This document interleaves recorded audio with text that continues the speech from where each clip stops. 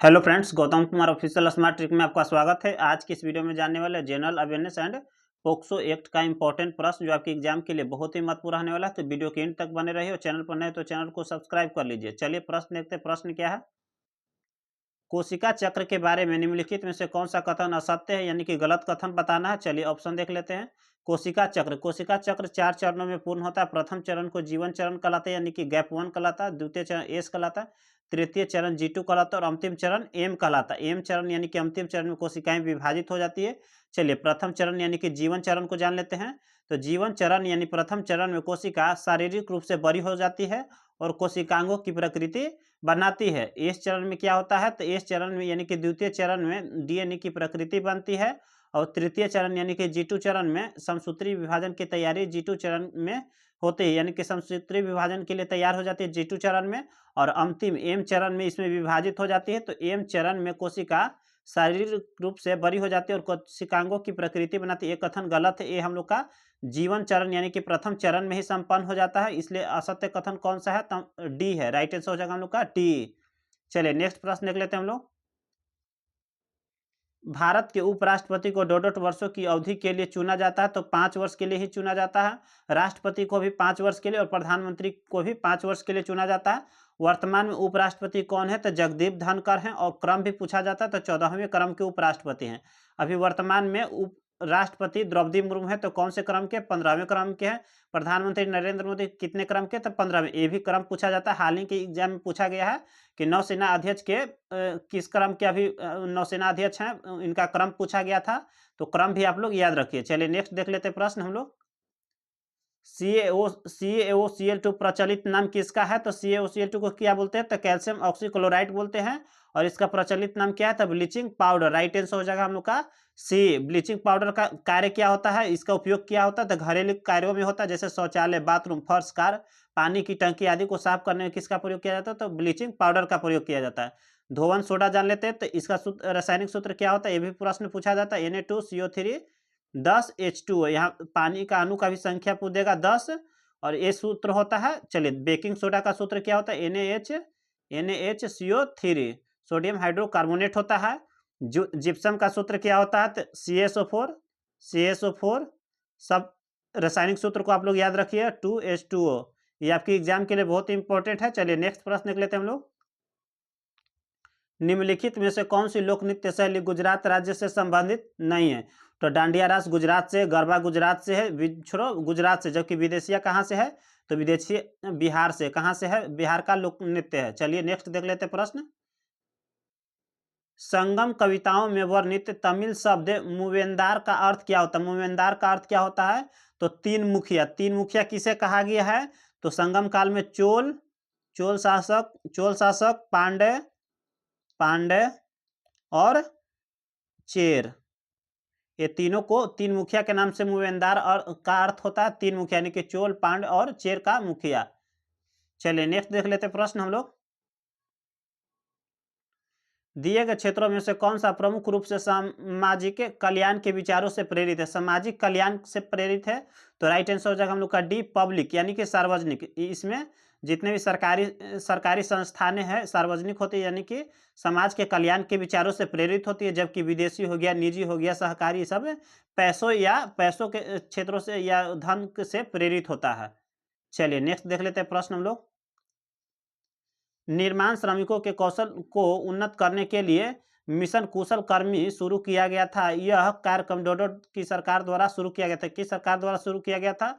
तो दिल्ली की सरकार के द्वारा शुरू किया गया था। राइट आंसर हो जाएगा हम लोग का सी। और कब किया गया था? तो 6 जुलाई को किया गया था। 6 जुलाई को कब किया गया था? 6 जुलाई को किया गया था 2022 में। कब किया गया था? 2022 में किया गया था। और कौन किए थे? तो उप मुख्यमंत्री मनीष सिसोदिया किए थे। कौन किए थे? मनीष सिसोदिया किए थे, जो अभी ईडी के गिरफ्त में है। चलिए नेक्स्ट देख लेते प्रश्न।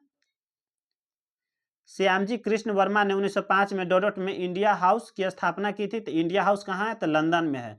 हम लोग याद किए कि इंडिया हाउस कहाँ है? लंदन में है। कब किया गया था? 1905 में किया गया। कौन किए थे? श्यामजी कृष्णा वर्मा ने किए थे। और इसका उद्देश्य क्या था? तो भारतीय छात्रों के बीच राष्ट्रवादी विचारों को बढ़ावा देना इनका प्रमुख उद्देश्य था।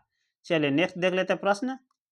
निम्न में से कौन सा उच्चतम गुणवत्ता वाला कोयला है? तो कौन सा? एंथ्रेसाइट। एंथ्रेसाइट उच्चतम गुणवत्ता वाला कोयला। इसमें कितने परसेंट कोयला होता है? तो इसमें 95% कोयला की उपस्थिति होती है, जबकि पीट जो है ना निम्न, सबसे निम्न गुणवत्ता वाला कोयला होता है। इसमें कितना होता है? तो 25% कोयला होता है। कि 25% कोयला होता है। लिग्नाइट में कितना परसेंट होता है? तो 30% होता है। और बिटुमिनस में कितना होता है? तो 85% होता है। कितना होता है? 85%। चलिए हम लोग का राइट आंसर हो जाएगा ए। चलिए नेक्स्ट प्रश्न लेते हैं। निम्नलिखित में से कौन सी केवल रबी की फसल है? तो हम लोग को यहाँ याद रखना पड़ेगा रबी फसल कौन कौन सा होता है। तो रबी फसल हम लोग का गेहूं हो जाता है, जौ हो जाता है, जौ, आलू, चना, आलू, चना हो गया हम लोग का, मसूर हो गया, मसूर हो गया, सरसों हो गया, आदि सब क्या है? रबी फसल है। अब चलिए हम लोग जान लेते हैं कौन सा। तो खरीफ फसल धान होता है, धान, मक्का, ज्वार, अरहर, मूंग, कपास, ये सब क्या होता है? जूट। ये सब खरीफ फसल है। तो हम लोग देख लेते हैं ऑप्शन। अब गेहूं कौन सा है? तो रबी फसल, जबकि ज्वार खरीफ फसल है। तो ये हम लोग का होगा नहीं। हम लोग का पूछ रहा है कि रबी फसल बताना है। जौ, जौ रबी फसल है, और चना भी रबी फसल। राइट आंसर हो जाएगा हम लोग का बी। मक्का, मक्का क्या है? तो मक्का हम लोग का हो गया खरीफ फसल, जबकि मटर हो गया हम लोग का रबी फसल। धान क्या हो गया? खरीफ फसल, जबकि कपास भी है खरीफ फसल। खरीफ फसल पूछा जाता तो दोनों खरीफ फसल है। हम लोग का राइट आंसर हो जाएगा रबी फसल पूछा है, जौ और चना हो जाएगा। इसे भी आप लोग याद कीजिए। चलिए नेक्स्ट देख लेते हैं प्रश्न। हम लोग का पोक्सो एक्ट पढ़ना हम लोग को। इससे भी 10 प्रश्न आपके एग्जाम में पूछे जाएंगे। चलिए फर्स्ट प्रश्न है, बालक अधिकार संरक्षण आयोग अधिनियम 2005 की धारा 2B में परिभाषित है किसे? तो बालक के अधिकार से परिभाषित है। 2 के बी में किससे परिभाषित है? तो बालक के अधिकार से। और पूछा जाएगा कि 2 के ए में किसे परिभाषित किया गया है? तो इसके लिए अध्यक्ष से संबंधित है। किससे संबंधित है? अध्यक्ष से संबंधित है। किससे संबंधित है? अध्यक्ष से संबंधित, 2 के ए में। और 4 प्रमुख बातें आप लोग किसी भी अधिनियम का याद रखिएगा। 4 से 5 से 6 प्रश्न अधिनियम आप लोग को पढ़ना है, जिसमें से सबका 4 से 5 प्रश्न आप लोग याद रखिएगा। अधिनियम कब का है, और कब इसे राष्ट्रपति की अनुमति मिला, कब इसे लागू किया गया, और किसमें इसमें कितने धाराएं, ये सभी से प्रश्न आपके एग्जाम में पूछे जाते हैं। चलिए तो हम जान लेते हैं इसके बारे में। बाल अधिकार संरक्षण अधिनियम 2005 में कब इसे मंजूरी मिला? तो 20 जनवरी 2006 को इसे राष्ट्रपति की मंजूरी मिला। और इसे लागू कब किया गया? तब 15 फरवरी 2007 को इसे लागू किया गया। संपूर्ण भारतवर्ष पर लागू किया गया। और इसमें कितने अध्याय? तो 7 अध्याय हैं। कितने अध्याय? तो 7 अध्याय। और कितनी धाराएं हैं? 37 धाराएं हैं। 37 धाराएं हैं। तो इसे भी आप लोग याद रखिएगा। आपके एग्जाम के लिए 5 प्रश्न आपको बहुत ही इंपॉर्टेंट हो जाते हैं। अधिनियम कब का है, कब राष्ट्रपति की मंजूरी मिला, कब इसे लागू किया गया, और इसमें कितनी धाराएं हैं। सभी चैप्टर से ये सभी प्रश्न पूछे हुए प्रश्न हैं। चलिए नेक्स्ट प्रश्न देख लेते हैं हम लोग। बच्चों के लिए निःशुल्क और अनिवार्य शिक्षा अधिनियम 2009 की किस धारा के अंतर्गत बालक शब्द को परिभाषित किया गया है? तो किसके अंतर्गत बालक को परिभाषित किया गया? तो राइट आंसर हो जाएगा हम लोग को सी धारा 2 के सी, या 2 के हम लोग ग बोल सकते हैं। ए में किसे बताया गया? तो समुचित सरकार को बताया गया। समुचित सरकार के बारे में जिक्र किया है। 2 के सी में, बी में किसे किया? प्रति व्यक्ति फीस से संबंधित है। और इसका भी हम लोग जान लेते हैं। जो अधिनियम है 2009 का अधिनियम, बच्चों के निःशुल्क और अनिवार्य शिक्षा अधिनियम 2009, ये कब राष्ट्रपति की मंजूरी मिला? तो 20 अगस्त 2009 को राष्ट्रपति की मंजूरी मिला। और इसे कब लागू किया गया? तो 1 अप्रैल 2010 को इसे लागू किया गया। संपूर्ण भारतवर्ष पर लागू किया गया। और इसमें टोटल 38 धाराएं। ये प्रमुख 3-4 चीजें आप लोग याद रखिए। चलिए नेक्स्ट देख लेते हैं प्रश्न हम लोग।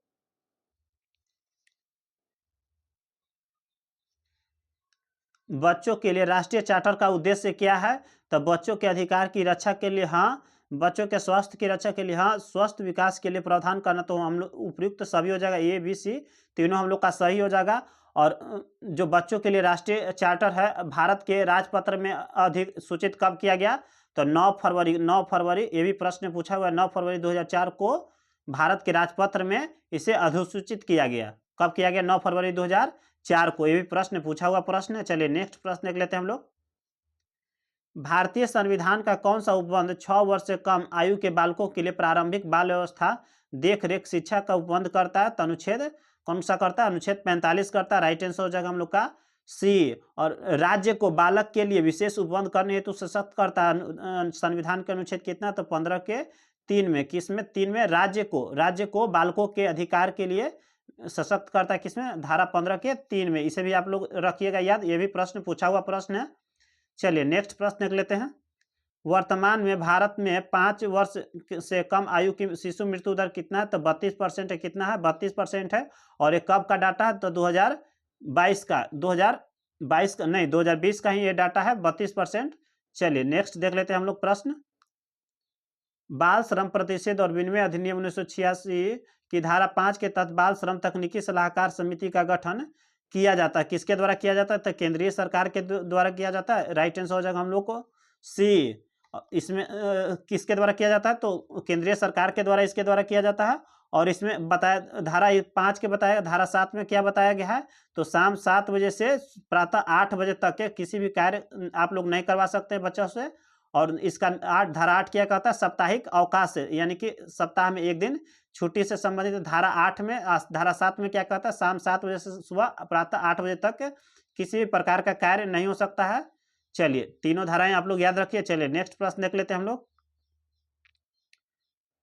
अनैतिक व्यापार निवारण अधिनियम 1956 में वेश्यागृह परिभाषित है। वेश्यागृह को परिभाषित किया गया धारा 2 के ए में। और वेश्यावृत्ति को किसमें परिभाषित किया गया, तो 2 के एफ में। किसमें, 2 के एफ में वेश्यावृत्ति को परिभाषित किया गया। और वेश्यागृह को किसमें परिभाषित किया गया, धारा 2 के ए में। और इसका याद रखिए कि इसे कब मंजूरी मिला था राष्ट्रपति को, तो 30 दिसंबर 1956 को राष्ट्रपति की मंजूरी मिला। और लागू कब किया गया, तो 16 अप्रैल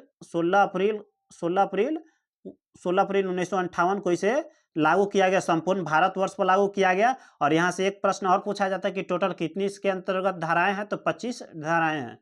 चलिए नेक्स्ट देख लेते हैं प्रश्न हम लोग। लैंगिक अपराधों से बालकों के संरक्षण अधिनियम 2012 के अंतर्गत विशेष न्यायालय अपराध का संज्ञान लेने के लिए कितने दिनों के अंदर विचारण पूर्ण करना होगा, तो 1 वर्ष के अंदर विचारण पूर्ण करना होगा। चलिए नेक्स्ट प्रश्न देख लेते हैं हम लोग। बाल विवाह प्रतिषेध अधिनियम 2006 की किस धारा के अंतर्गत बाल विवाह प्रतिषेध अधिकारी की नियुक्ति संबंधित प्रावधान है, तो धारा 16 में है। ये हम लोग का फर्स्ट चैप्टर में ही पढ़ना था, धारा 16 में। और प्रतिषेध अधिकारी होते हैं, उनको अधिकार दिया गया है, तो धारा 16 के अंतर्गत ही अधिकार भी दिया गया है। चलिए नेक्स्ट देख लेते हैं प्रश्न हम लोग। वर्ष 2023 में अनुमानित लिंगानुपात प्रति 1000 पुरुषों पर कितना है, अनुमानित पूछा जा रहा है, तो 1020 महिलाएं। 1000 पुरुष पर कितने पर, 1000 पुरुष पर कितनी महिलाएं, 1020 महिलाएं। चलिए नेक्स्ट देख लेते हैं हम लोग प्रश्न। चलिए इतना ही प्रश्न था। जय हिंद।